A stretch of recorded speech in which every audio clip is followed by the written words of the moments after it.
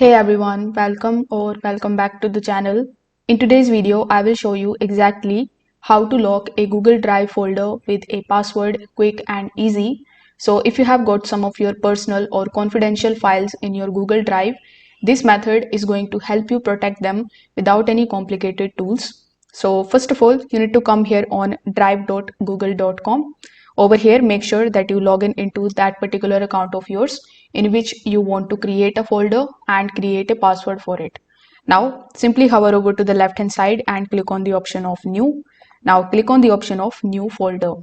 Over here, you need to give your folder a name, so you can give it any name that you want.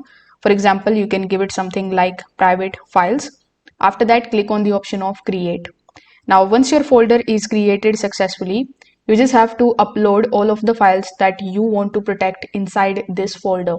So when you double click on the folder in order to open it, simply hover over to the left hand side, then click on the option of file uploads, and you need to start uploading your file. Now, once this step is done, simply come out of the folder.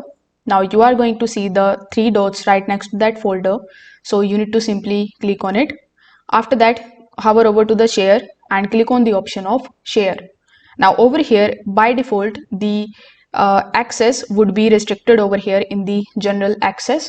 So here, if you change it to anyone with the link, anyone with whom you are going to share this link will be open this particular folder and can take a look at the file.